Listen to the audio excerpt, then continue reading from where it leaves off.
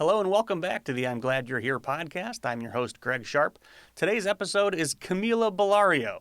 Camila is a musician, comedian, showrunner, and a friend. She's just one of the very best people here in the Michigan comedy scene, and I can't wait for you to meet her. She and I had an opportunity to chat up at the Traverse City Comedy Fest, so special thanks go out to the wonderful people that put that festival on, Mike Jeter and Duke and all their amazing volunteers. It was just an incredible experience for everybody, and I can't say enough good things about them.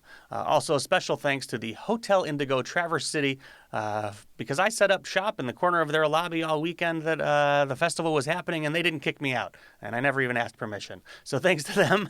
Camila and I had an opportunity to talk the day after she had just opened for Rory Scovel up there at the festival, and that was my first time experiencing Rory live, and I have to say it was probably one of the very best experiences I've ever had watching a comedy show. Rory puts on an amazing show. If you ever have the opportunity to check him out, please do that. He actually has a special coming out this week on Max. It's February the 22nd. That'll be called Religion, Sex, and a Few Things in Between. So you're definitely going to want to check that special out. That's Rory Scovel on Max. But for now, I can't wait to bring this episode to you. So without further ado, here's Camila Ballario.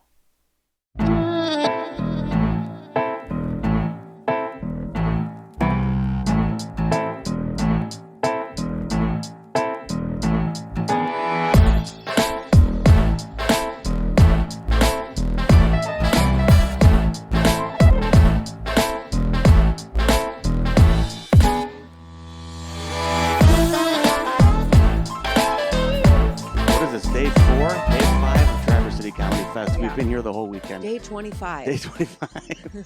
Been here all month. I don't know if you heard. I'm glad you're here. Camila Ballario, welcome to the Happy podcast. To be here. Thank you so much, Greg. I don't know what floor you were on in the hotel, but I was awoken at 4 a.m. by the after party that had moved down to the conference room. They did karaoke, which is right below my room. I left the after party at about 3. Oh wow! Or so. Yeah, you hung in there a while. You are, and you're here first thing in the morning. Yep. So you made it. You know, this is what professionalism is like. I don't know anything about that. Working hard. No, it was a great time though, as the whole weekend has been.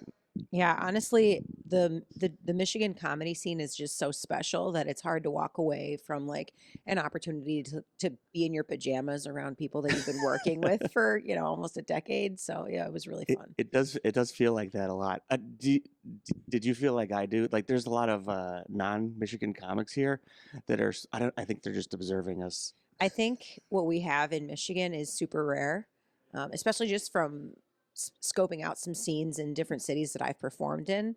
It's very rare to have such a supportive and like connected community that just wants everybody to succeed. And it does feel that way. So I think it is very rare and odd. So I think if you come from out of town and you're like, who are all these really nice people who genuinely want to be around each other, and they don't have to be together right now, but they choose to be, Yeah. It feels a lot like theater camp. It really I never does. went to theater camp, but this is what I went imagined. to choir camp, yeah. And it's the same thing. This is exactly what it feels like. And it felt like that last night as I was winding down at the party. It felt like, going around saying goodbyes. It just felt like, when am I going to see you again? Yeah. I don't know. We'll probably see each other next week at an open mic. I know. Yeah, we see each other a lot. There's some people that you might not see, though, because you don't plan to see each other. Yeah, it just kind of happens. So I've been saying all weekend, this feels like a family reunion in a lot of ways, too. So yeah, this is a special festival for sure. It really is. So part of the podcast, I call it I'm Glad You're Here, because I like talking to people about how they got to where they are, where they think they are in life, and where they think they're going. But it all sort of stems from the here and the now. Yeah. And I don't think you and I have ever really talked about how you did get started in comedy. Really? I don't think so. Really? I'm surprised that we haven't. But to be fair, yeah, you're right. Probably we've now known each other for how many years? I think pretty much since I've started doing this. Yeah. So I'm 5 years in now. Yeah, we've known each other for 5 years. Yeah. And I consider you a good friend. Yeah, I feel the same way. And we got the opportunity to work on the Eyes Up Here show, which is so cool. It's my true joy in comedy, which is to. Oh, I'm happy to hear that. I know, because I get to. It's the easiest job, I think, because I get to go up there and MC on a show for 5 beautiful, talented women, And I don't have to be the center of attention or anything. I just get to go up there and do my silly jokes and then get out of the way. And it's And also, it's so I'll much say fun. It's so Sam Rose easy. Entertainment, Mike and Ann, they give us a lot of opportunities. So it's awesome because we get to perform at big venues that are sold out crowds and lots of different people together. It's not just like a one and done kind of one off thing. Yeah, I mean, until I was asked to do those shows, I'd never done a theater show before. I'd never worked in rooms with balconies. So Yeah. Yeah. it's been really thrilling for me. But no, how did you get started? Well, Or when did you get started? How long have you been doing this? almost to the day, 7 years. So Oh, not that much longer than it you. was 5 years ago today that I did my first grad show with Bill Bouchard Yeah, and it at was the Comedy 7 years Castle. ago today when I did mine. That's crazy. Yeah, it was Valentine's. It was like the Valentine's-esque show. That was Valentine's week. Yeah, that's when I started. But I mean, I've been performing for my whole life. I mean, I've always been gigging, and previous to comedy, I was just used to performing music. And I'm a musician, as I've been doing music now my whole life since I was very little. I did a lot of theater, a lot of musical theater. And then because I'm a singer-songwriter, I've always kind of needed to be on the road. I needed to be Oh, I thought you were going to say I gigging. needed to be on stage. I needed to be. The audience needs me. No, I need that for me. But I've always written premises for jokes and premises for sketches, and I'm a writer. I think like that's what drew me to songwriting, as well as what now draws me to writing jokes and stories and storytelling and being on stage and connecting with people. So, yeah, I think I just realized one day, wow, I probably should have thought of this sooner, but I should do stand I up. can't tell you how often I have that thought. Well, in fact, I always say, like, I grew up in Chicago, in the Chicago suburbs, and didn't move to Michigan until '99. I was 21 years old at the time, and if I had I wanted to do stand-up comedy my whole life, basically. Like, I remember doing stand-up comedy at my 8th grade talent show, and then didn't do it again until I was 41 years old. But I don't know if I was waiting for somebody to ask me to do it, or to tell me to do it, or to be invited to, like, oh yeah, you're really funny, you need to come do comedy. I didn't know that all you needed to do was just start doing it. Yeah. Yeah.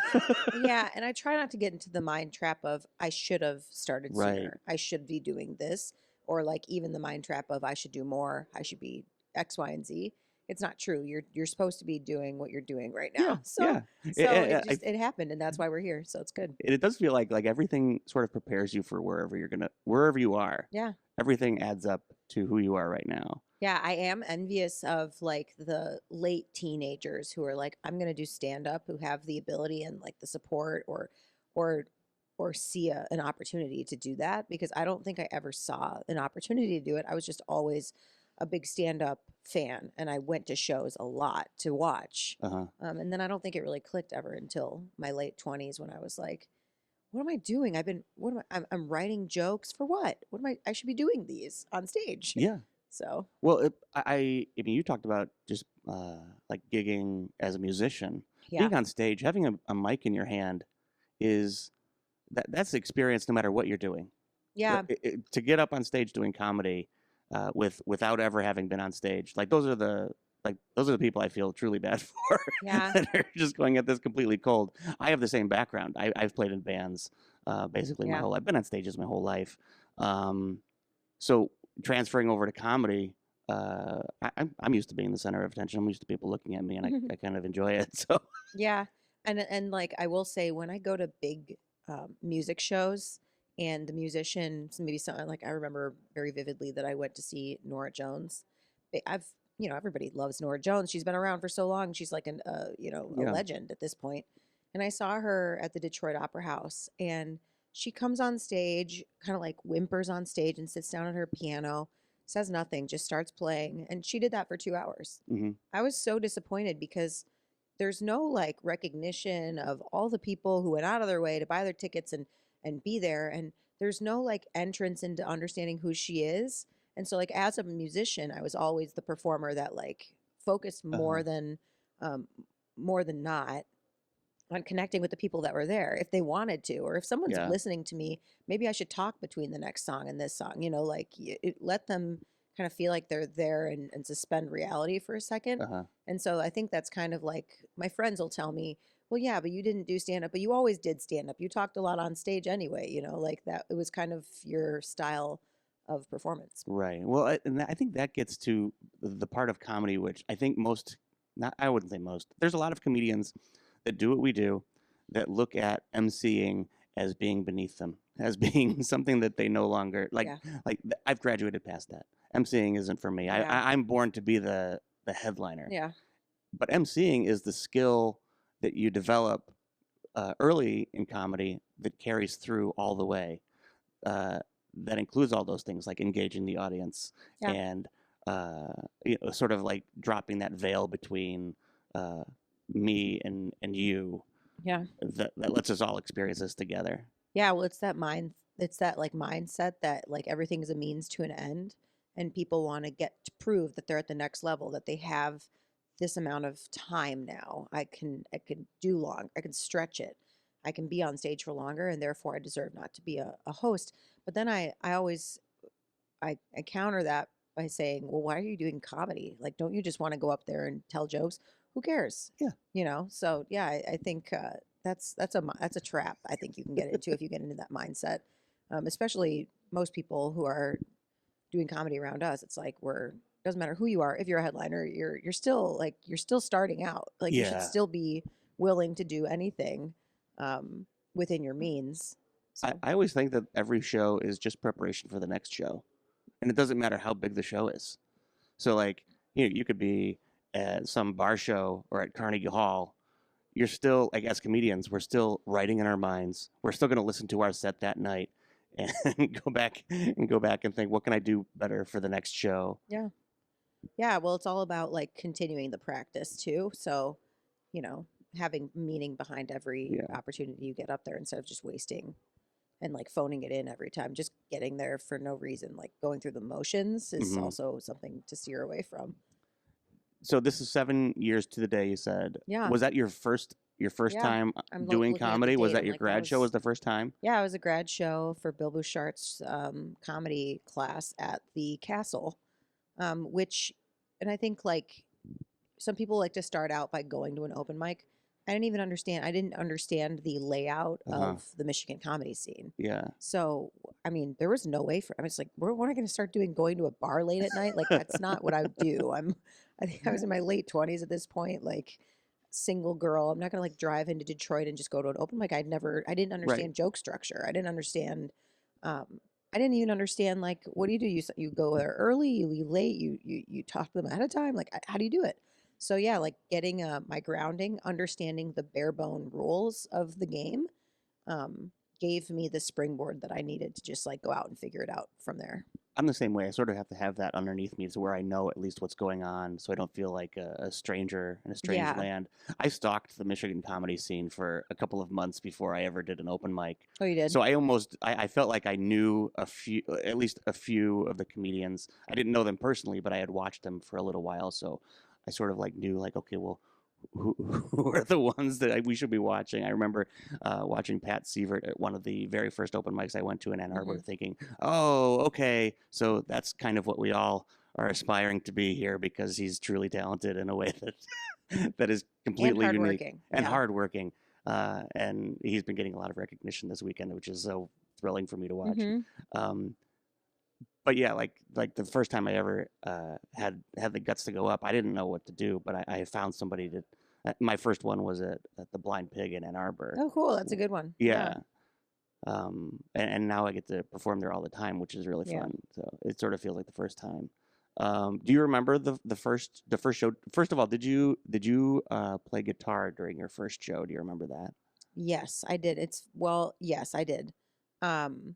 I didn't plan on it. I always intended to separate it. Like I'm going to start doing stand up, and I'll also continue doing gigs for music, just plain music, which are like inherently different gigs. Yes. Like, for music, you're doing 3-hour gigs where most of the people in the room probably aren't watching you and they're probably not really paying attention. And then stand up is like a very focused effort, and you need the room to be focused and you need the room to kind of be quiet and listen. And it's so much shorter and it's more anxiety probably. And like, you're not entirely sure of the outcome. With music, like I could anticipate the outcome. Very hard to do with comedy. And all you could do is prepare and just like go up there and do your thing. But with stand up, I remember I would go to Bill Bouchard's class, and he's always been like very supportive, but in his own way, where he like lets me figure it out. But he'll put in a couple like words that make me think like, oh. And I remember one day, he came up to me and he was like, hey, I've never seen you do this, but next time you come to class, I hear you're a musician, and I don't want you to come without a comedy song. So between now and next class, like come with a song, Oh, that's a real good and then challenge. you'll play that on stage Wow. next class. Thank you. And it wasn't really an option. I was like, okay. It's I like, mean, was it? I was like, oh no, like that wasn't my plan. He goes, no, you kind of gotta do it. So yeah, Wow, I did good it. for him. Yeah, and it was cool. It was very cool of him because I don't think I ever. Well, I probably eventually would have put it together, but I don't think in that moment, and for the first class, I would have had the guts to say, yeah, I'm a comedian, but I also write songs into my sets, especially because it's all of the people that I've ever followed and loved and adored weren't Yeah. people that were musicians as well, or maybe Because they're it's really hard to musicians, but they do, don't bring yeah. it to the comedy stage to that piece of themselves. So I was like in our uncharted territory. Well, I think you touched on it a little bit because there is a huge difference between writing a song that you're just going to perform and then at the end you get your applause, and a song where you're literally writing punchlines into the middle of the joke, into the middle of the song. You're giving the audience an opportunity to laugh at you and with you in the middle of a song, but there's another verse coming right behind it. Yeah. So I can't even imagine what that's like to try and have to write a song while thinking, well, first of all, is this going to get a laugh? And then what happens if it does? Yeah. You have to kind of like wait, play another like 4 bars before the next verse. Well, that's a good problem to run into. Who Well, I cares, noticed it you last know? night because I was at the show last night when you were performing. You opened for Rory Scovel, Yeah. which I told you, I think, at the bar last night that I thought that was one of the best shows, if not the best show that I've ever been to front to back. I mean, and you're not the only person who told me that last night. So, I mean, it felt magical to me, but really happy to hear that. Well, it was at Thank the you. Opera House, first of all, so it was an amazing Yeah, venue. it was a very magical night. It really felt that way. Jason Jamerson is the host. Yeah. Opens with as only he can because he's got such a beautiful energy, and Mm-hmm. I just adore him. And then you, and then Robert, and then Rory, who Yeah, I've Rob never Jenkins. experienced. Robert Jenkins, yes. Yeah. Who I've never experienced Rory before, except like as an actor. So I've seen Mhm. shows that he's been on. I of course knew he was a comedian, but I'd never seen him perform live. I'd seen maybe a clip or two. Yeah. Um, Me but too. it felt like the kind of experience where I was watching him on stage thinking, I'm never going to get to see this again. There's things he's doing up here that are truly in the moment that feel like they're just for us. Yeah. It felt so special that he was giving himself to us in that way. I mean, it's Traverse City, Michigan. It's for only the people in the room. It's not for the cameras. Well, it helped that the audience was so into it, and they were there for every piece of like every direction he took. They were there for it, you know? Yeah. And I remember he came off stage. I had never met him either. He was, and Zach Martina, who you know is a Michigan comic, but he travels the country and he's been touring with Rory this Right. year. And that's, I think, well, he is the reason that we were able to have Rory at this festival. But I asked Zach, like, what's Rory like? You know, you want to kind of prepare yourself for disappointment. Sometimes when you work with, a famous comedian or someone who has a lot of success, they can disappoint you. You'll like build it up in your head, and you're like, oh, they don't care that I'm there, or they won't watch your set, or Yeah. like they won't even like ask you about yourself. This person won't remember me. And he was like, no, that's not Rory. Rory's he's conversational, and that's like the best way I can say him. He's gonna ask you about you, and you're gonna Yeah. talk to him. And from the second I walked into the green room, till like what was it, like midnight, when we said bye to him in our like in the hotel lobby, my husband and I, and we hugged. I was like, yeah, Rory doesn't feel like a stranger to me, and he never did. Like Yeah, he that's was really nice. he was such a good person, and when he came off stage, to your point, he was like, I know I was up there for about 55 minutes or so. He's like, I was having such a good time doing that up there that I could have been there for another hour, but I didn't want to be a dick. It did feel that way. Yeah. It felt like, And we would have been there for it, Yeah. you know, but I was like, no, but thank you. I'm starving. Let's go eat something. So yeah, it was really it was special to see someone who, I said this to someone last night.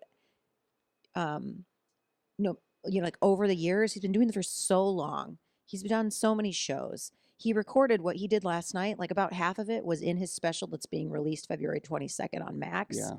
Like he could have phoned it in, but Yeah. he genuinely was happy to be performing, and he was smiling, and it was a real smile. Yeah. And that's refreshing. That's exactly how I felt It's about refreshing. it. And it felt like to be a part of it was just it. I'd never experienced anything that like that live. Like I've been trying Yeah. to think of like when have I ever seen a performance that was that like generous to the audience. Yeah. And um, i- as somebody who I watch comedy in a different way now that I'm a comedian, I try to study other comics and see what they're doing. I was sitting there last night thinking I should really be paying closer attention to this, but it was also as funny as anything I'd ever heard Yeah. before. So I was laughing so hard, like tears. That Mhm. it was That's that kind kind of of how I experience. feel when I watched Nate Bargatze. I saw him live right before the Uh-huh. pandemic, and Rory was telling me last night that he's friends with him, and like we were kind of both all talking about how just incredible he is as a person, but just also how he's for any audience. And when I went to see him right as the pandemic was starting, I was by myself. I drove down to Toledo. I drove like an hour down there to go. I had my own ticket. I was just sitting there watching because I'm a huge fan of his. And he's the kind of comedian that will make you start rolling and you don't know why you're crying. You're Yeah, like, why am I yeah. crying? This is so funny. I can't stop crying. Tears are coming down my face. And Well, that's the kind of comedian Rory yeah. is as well. When I start laughing and crying like that, my glasses fog up, and it's That's adorable. I know. So I was at the taping for Pete Holmes' HBO special "Dirty Clean." Where? It was in Portland, so I flew Cool. out to Portland with my son, and we flew Oh, out that's there. really We cool. waited in line. We were the first ones in line, so we got to sit like front row because it was all general admission. When was this? This was, I want to say 2019. Cool. Yeah. And I'm sitting there front row, laughing hysterically, sweating like you wouldn't believe. They Yeah. kept the room a little bit warmer. My glasses are all fogged up. I can't even see the show. So like I watch the show with my eyes, thinking because every time I'm on screen, you can when they show him from behind, I'm right there with Your my foggy son. eyes. You're like, Sometimes my glasses are all fogged up. Sometimes I don't have my glasses on at all. I love that. Like the continuity for that guy in the front row. What the hell's wrong with him? There's something He's going on ruining there. the show. But speaking of specials, you have a special.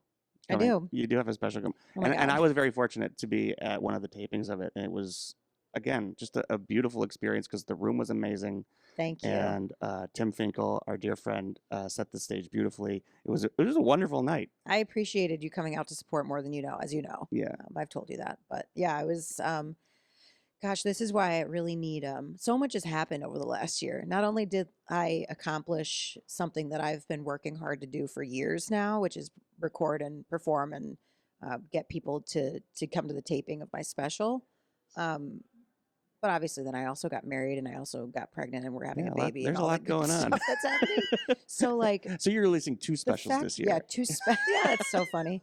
One, yeah, like my special for comedy is not so special anymore. There's just like we moved on. I need to so because I'm self-releasing this as like I always wanted to do, not like people are begging me to put it on network television. No, like of course this is the work, Yeah. and the video editing piece. It's not like the best video quality ever, really isn't, but the audio, like cutting it into tracks and like getting that piece ready, which is my job. Yeah. I'm working on it.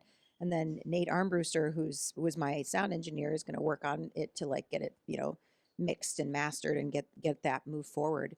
That is taking me. I just need to drag my feet through the mud and complete that because the video piece is ready. It took me a long time to get that moved forward, Uh-huh. and now I just need to cut the tracks. And I was hoping to record it or to release it in February, but I'll set the release date probably over the next couple weeks. So I'm hoping it gets released.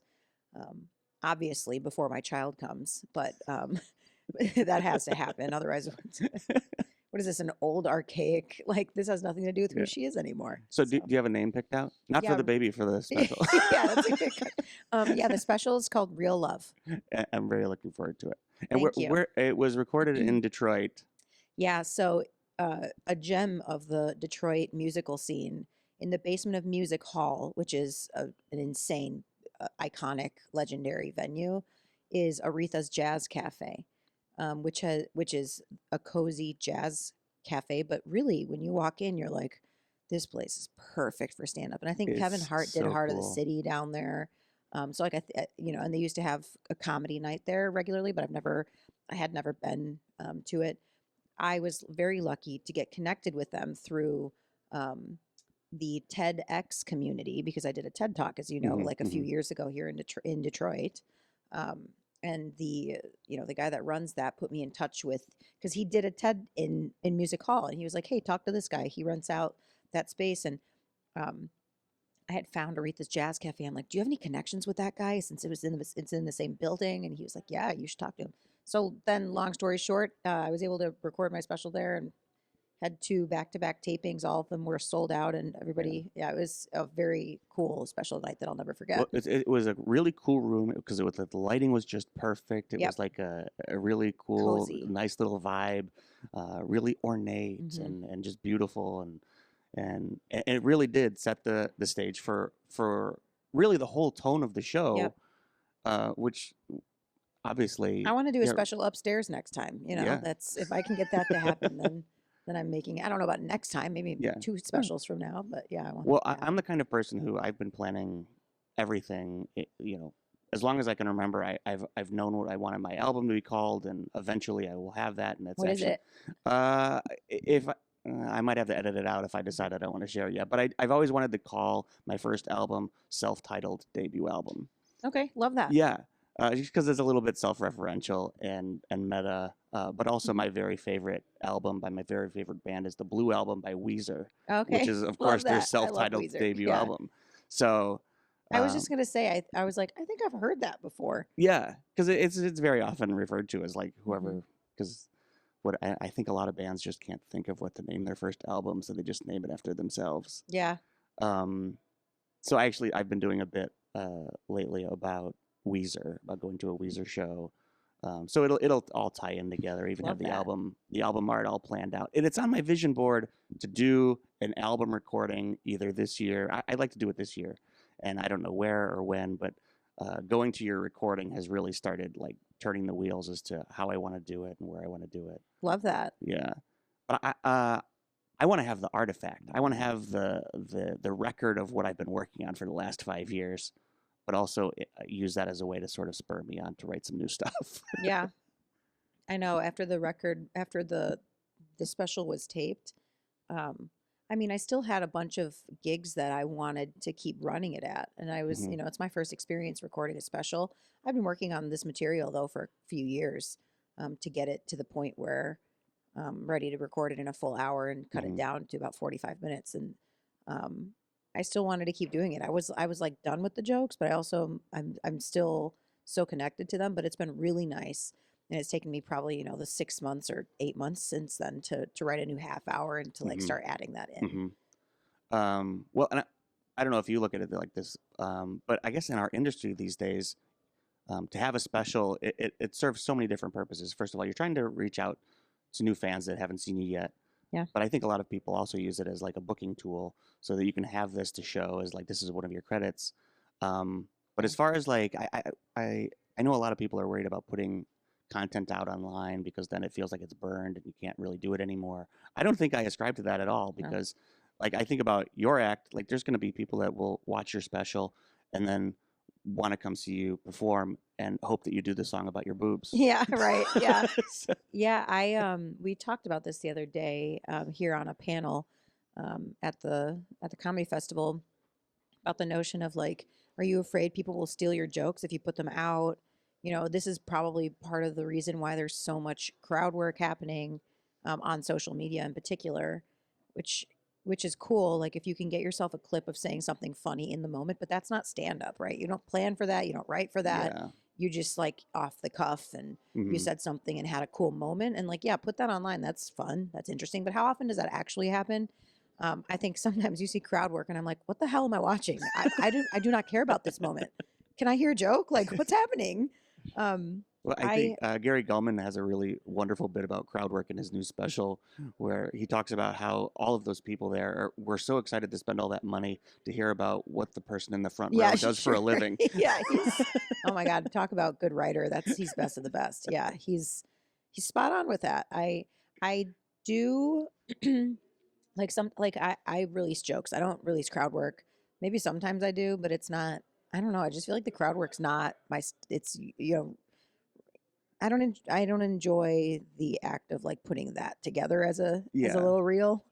But I do like unique moments in jokes, like not the full joke, a piece of the joke that maybe was new and unique to me in that moment, and that makes that exciting for me to post and see what people's reactions are. And it's kind of almost like a part of the writing process. And then anybody who steals jokes isn't funny, and they'll probably steal one joke, and what are they going to do? Write the rest of their set off of other people's jokes too? Yeah, like exactly. I don't really, good luck. Don't steal jokes. That's like the stupidest thing. What are you doing? Well, my history as a joke thief was in 8th grade. I did most of my act was stolen jokes from Brian Regan, almost word for word. 8th grade. That's cute. And I remember coming off stage and people thinking like, "Oh, that was amazing. I don't know how you wrote that." It's like, "Oh my gosh, you're so talented." And in that moment, I felt the shame of knowing that it wasn't my material. You knew. I knew. It was like, I feel like in the 8th grade, maybe you don't know that's not what you're supposed to do. This feels dirty. But yeah, like I didn't feel know. Like I took on the personality of Jim Carrey in Pet Detective for the duration of my life, and probably still to this day. And I didn't realize I was being hacked. I'm like, this is just my personality. That's really good. There was something that I was thinking of while we were just talking about 8th that. grade, It was Brian Regan. You asked me, do I believe in posting reels about crowd work? Yeah. Well, you had mentioned like, there's gonna be people that'll steal your material. It just happens. But also, if that's your concern that people are gonna steal your material once you put it online, well, now you have a timestamp as to like, oh, I was there first. Yeah. So I agree with that, and I also think it's a self-correcting system. Yeah, I mean, like you're writing, so if someone steals your joke, you have to be willing to say that's not the best joke I'll ever write. Right. I can write more, and that's okay. There's a few I'm examples. Not giving any permission to steal jokes. I'm just saying, like, there's unfortunate reality that some people just aren't creative enough. Well, I've gotten to the point now where I watch fewer specials because I worry about parallel thinking, or even watching somebody do a really great bit and think, nah, I can't even touch that premise anymore. Yeah. And if the premise is too broad, it's like, why? Like I might have my own take on something like that has nothing to do with his jokes. Yeah. But I feel like I almost put myself in that box of knowing that it might be too close. And even if it's not necessarily. I watch Dave Chappelle, I'm like, Dave, stop writing my jokes. Stop that. Well, there's a joke on Brian Regan, who's one of my he's absolutely one of my favorites. On his most recent special, he does a joke about Reiki massage, which I do a joke about Reiki, but they're not the same jokes. Yeah, it's okay. But like after watching that, I felt like, oh no, am I not allowed to do it anymore? Because I've watched comedians on stage do. If you wrote a joke, you don't stop doing a joke because you heard somebody else do a joke like that. Like, there's plenty of people that talk about their boobs on stage, and I'm like, who wrote that first? Yeah. But I'm like, wait a minute, my joke's a little bit. Well, they're different. They're different jokes. I have had two experiences watching a comedian do a premise that was similar enough to mine, where I thought that version is way better. I'm gonna bail on mine. So. Yeah. Yeah, I mean, like, I have heard people tell jokes that they didn't write. I hear it all the time. Yeah. Okay. Yeah. Well, and that's part of like my growth as a comedian is to just try and be a little bit more personal, because I'm a jokey joke writer, which I enjoy writing one-liners. I enjoy writing things that are a little just silly and goofy and for everybody. But I do want to talk about things that are more personal. I don't talk about my personal life on stage hardly at all. And who's going to steal that? Like, if we're worried about stealing each other, it's like true. Yeah, the sooner you can get to your personal lived experience in your own voice, if someone else is going to say like, well, my name is Greg Sharp. It's like, wait, It's what? like- What? So I was It's not your talking to name. my three kids today, my three sons. Yeah, right. "Oh, I don't think you have three sons. Yeah. You're 18. What? So again, it's really exciting to watch what's going on in your life, because you've talked about it, because there's so Mhm. much going on right now. Does it feel like, and I think we've sort of alluded to this, does it feel like everything is sort of like circling into this present moment? I don't know how spiritual you are as a person, or how I'm pretty woo spiritual. woo you get out there, but there are times in my life where I feel like just this is a moment that was created just for now. Yeah, I think I would say like before I met my husband, I was like even more spiritual. And I think like sometimes that can be like how you make sense of like where you're at and why you're doing what you're doing. I think like I'm very fortunate that I've always felt pretty grounded and I feel kind of connected with me. Always felt very in my skin and like very much self-aware.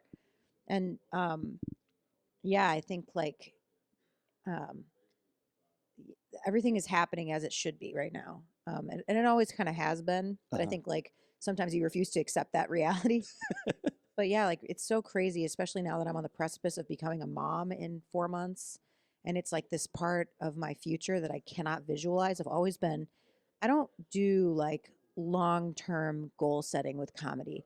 I have aspirations, of course. I see things in the future. And if I'm visualizing it, I'm like, holy shit, if I can see that, it's probably going to happen. I need to just keep on doing, okay, what's my next step? And that's why I did the hmm special. And now I'm like, like building out a new, you know, hour. I realistically over the next like couple years, I'll be doing that. But yeah, I mean, like I'm about to become a mom and like a lot's about to change, but nothing change. Like some people are like, are you taking time off? I'm like, nobody ever asks a male comedian if they're taking time off just because they're becoming a dad. And people are like, so many female comedians are doing this now. It's like a fad that they're becoming moms. I'm like, nobody says this about dads. Like, there's everybody here is a freaking dad, and nobody's once said, wow, like comedians are becoming dads now. Just so happens you get to experience me becoming a Uh-huh. mom, but I'm not taking time off. I'm a comedian. So obviously I'm going to take some time off because I have to Yeah. recover but my child's going to come with me to shows and I'm still writing Uh-huh. and I'm not stepping away from who I am. I also, as a comedian, I don't think we can stop. Are we allowed to? I don't think we could Mhm. if we We're wanted to. allowed. I think we're You certainly allowed, should but if you want it to. does feel like it's the kind of thing, like once you're sort of in the river, it's like, no, you're just in the river now. Yeah, I mean, like, and maybe I'll go through moments of like a month of writing instead of a month of going to Yeah. perform. But that's also, there's purpose behind that. You're preparing, you're building something new, and then you're going to be so excited when you get to go out and present that. Well, and I think you've always been good at this, as to writing about your present life anyways. Like you talk about your husband on stage, Yeah. and you talked about getting married last year, and that was like it was part of your life, so that's what you talk about. And now that you have this new life coming, I'm sure it'll just be another thing that'll just talk about It's all the just premises coming your to you. lived experience. I Yeah. know, yeah. Everybody keeps saying that. Think about all the All premises the coming your premises way. growing inside of you right Yeah. now. Honestly, yeah. Yeah, I mean, your life keeps moving, and hopefully your life isn't stagnant, whether or not you're having a child in that moment, but like there's new things happening around you all the time. Well, you are talking about something interesting, and you were the first woman to be on this podcast, because Mm. I've recorded a Honored. few. I know. So as a woman in comedy, and as I said, I get to watch that really up close with the eyes up here, because it's really it's a different energy going to that type of show than Hmm. to really any other show. Um, I don't know. I don't really even have a question about it. Just, can you share anything about your experience as a woman in comedy? That it, Yeah, and I think obviously just it's a like different anything experience. else, Yeah. it is a different experience. I don't know what it's like to be a man in comedy, but hmm my experience is you just have to Oh, it's pretty navigate it great, like actually. everything else. Yeah, it's lovely.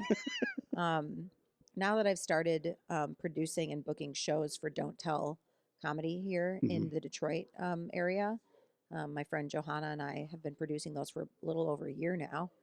Um, and it's interesting because it is challenging to be a woman in comedy. And I would say it's like challenging because of this, but there's just fewer. So Uh, it becomes challenging, and I think like different women have different lived experiences with this.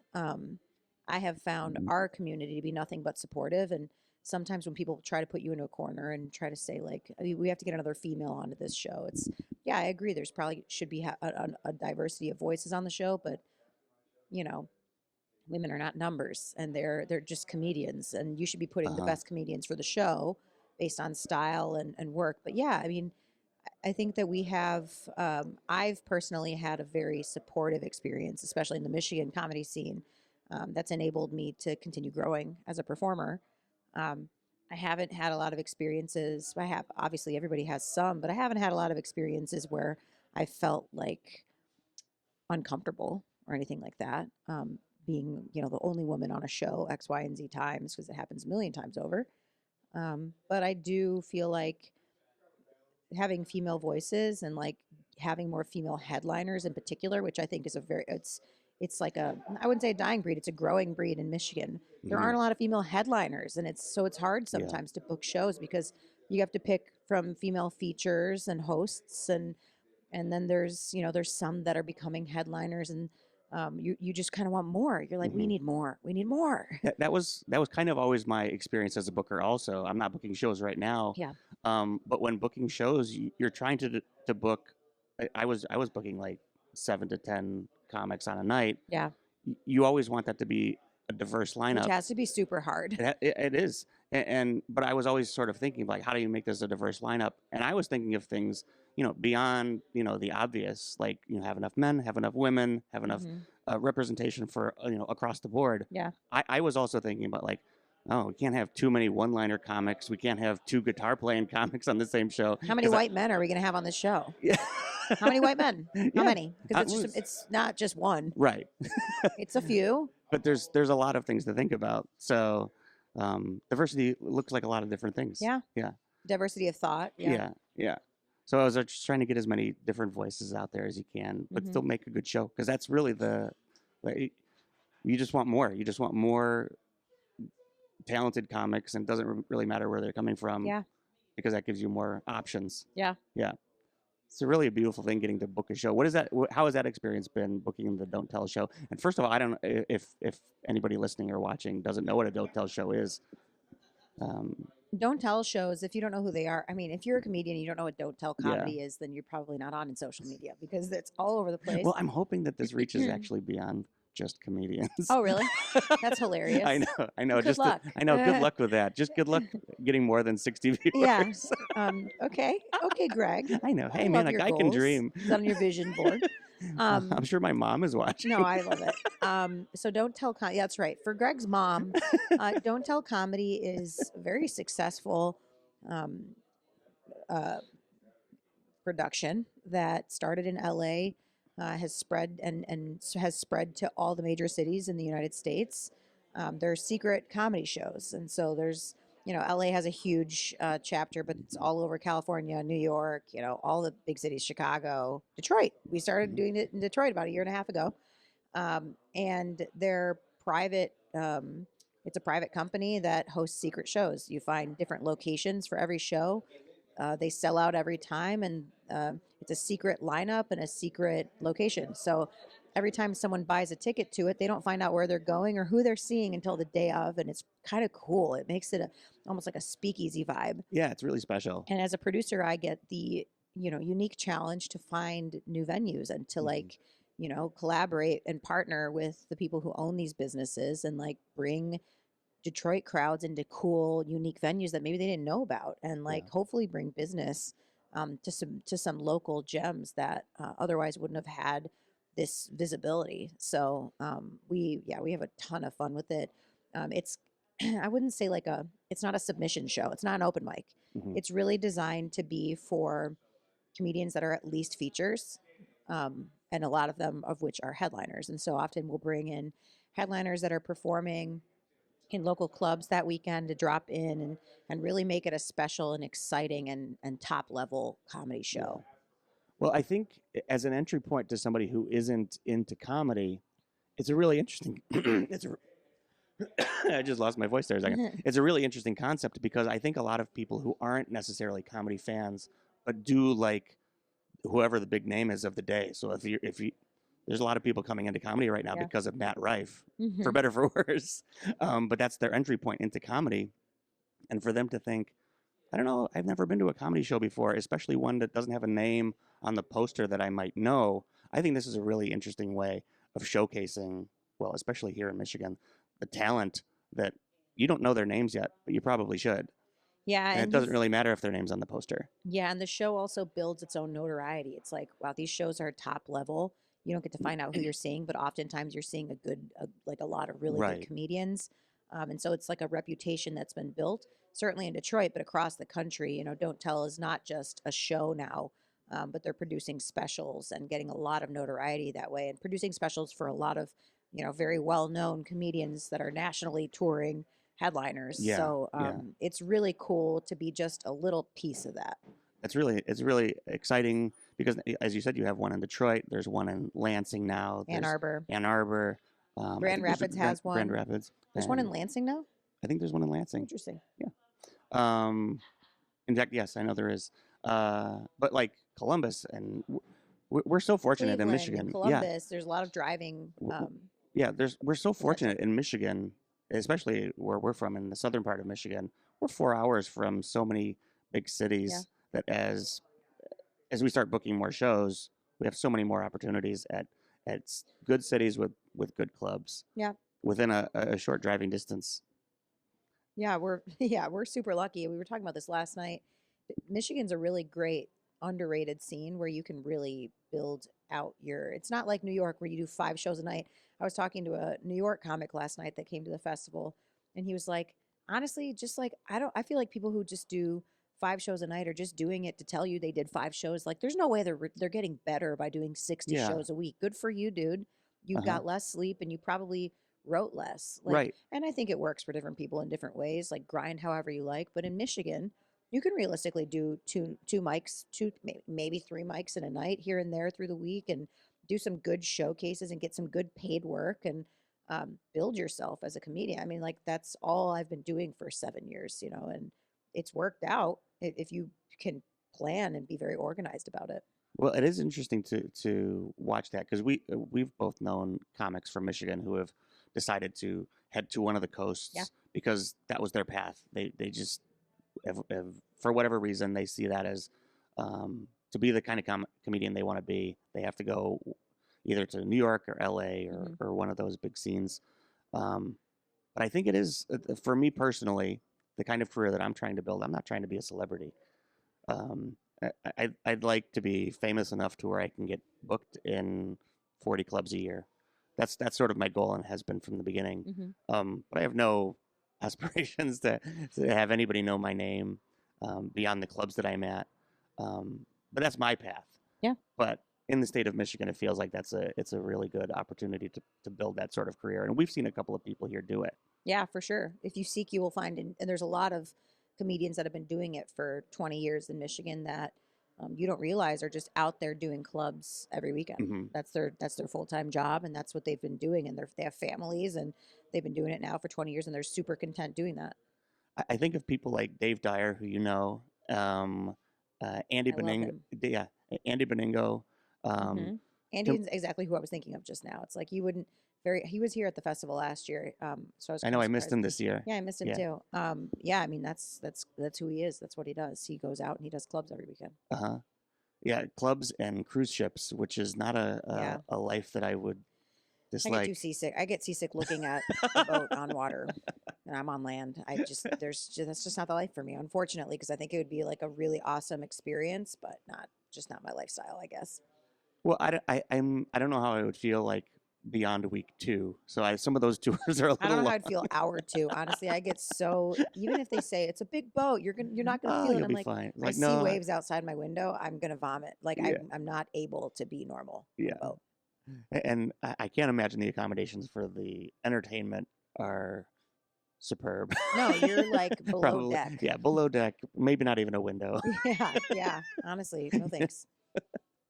That's okay. It's Still something cool. I aspire to. You have an opportunity. Yeah. I have one of my best friends from college, has been singing on cruise ships since we graduated undergrad, which is well over a decade. Her and her husband do it, and they've been everywhere. They do oh God, Seaborn? Is that it? No, I don't think that's what it's called. I have asked her, I don't remember the name of the ship, but the point is she's flying, she's going to be in Antarctica this month. They're flying into Argentina and driving down. And so she's been everywhere in the world. For the last decade, she has experienced every single country, every continent, Yeah. every culture. And they get off the boat and they're able to go out and like experience the world. That's an experience that a lot of people will never have in life. It's not like you're going to get to that. Don't worry, one day you'll get there. Like, no, they've seen places that most people won't see Yeah. in their life. And that's really special.